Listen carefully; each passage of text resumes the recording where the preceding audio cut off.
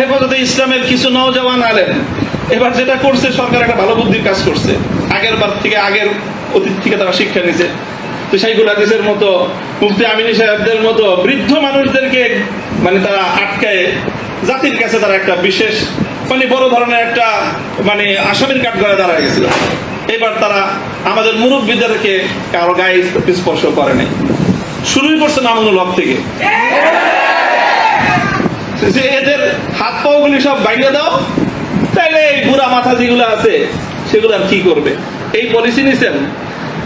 তো কাজেই যেটা করেছেন সেটা হলো, আবারও বলছি যে এই ধরনের যখন তাওহীদ এবং শিরকের লড়াই হয়ে দাঁড়াবে, ওয়াল্লাহ ভাস্কর্য বিরোধী আন্দোলন এটা তাওহীদ এবং শিরকের আন্দোলন, সব শিরকের সংঘাত ছিল। ভাস্কর্যের পক্ষে যারা ছিলেন তারা শিরকের পক্ষে ছিলেন, ভাস্কর্যের বিপক্ষে যারা ছিলেন তারা তাওহীদের ঝান্ডা সমন্বয়।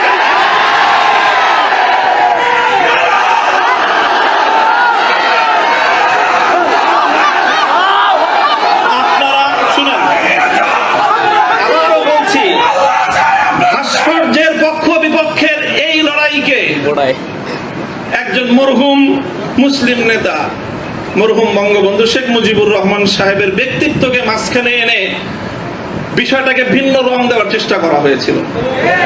আমরা তখনও বলেছি, আজও বলি, ভবিষ্যতেও বলবো, ভাস্কর্য এটা বঙ্গবন্ধু শেখ মুজিবুর রহমান সাহেবের, শহীদ প্রেসিডেন্ট জিয়াউর রহমান সাহেবের, সেটার আমরা কোনো পার্থক্য করি নাই। আমি একথাও বলেছি, ভাস্কর্য যদি স্বয়ং আমাদের মুসলিম জাতির পিতা খলিল ইব্রাহিম আলাইহিস সালামের হয়, তাহলে সেই ভাস্কর্যের সাথে কি আচরণ করতে হয় মুহাম্মদুর রাসূলুল্লাহ শিখিয়ে দিয়ে গেছেন। আল্লাহ রাসূল সাল্লাল্লাহু আলাইহি ওয়াসাল্লাম মক্কা বিজয়ের দিন বাইতুল্লাহ থেকে যেই মূর্তিগুলো বের করেছিলেন, যেই ভাস্কর্যগুলো বের করেছিলেন, তার মধ্যে তো একটা ছিল ইব্রাহিম আলাইহিস সালামের মূর্তি।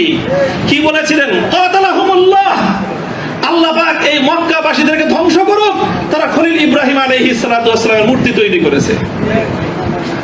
আমাদের কথা আপনাদের পছন্দ হলো না, আমি বললাম যে ভাস্কর্য বানায়েন না, এটা বানালে বঙ্গবন্ধু যদি মুসলিম হয়ে মারা গিয়ে থাকেন কবরে তার শাস্তি হবে।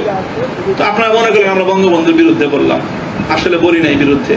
তিনি যদি, আবারও বলছি, যদি আল্লাহ তাকে ইমানের সাথে খাতেমা দিয়ে থাকেন, আমি জানি না তার কি অবস্থায় মৃত্যু হয়েছে, সেটা কেউ বলতে পারবে না, তাহলে তার ভাস্কর্য, তার মূর্তি তৈরি করাটা এটা তার সঙ্গে চরম বিশ্বাসঘাতকতা।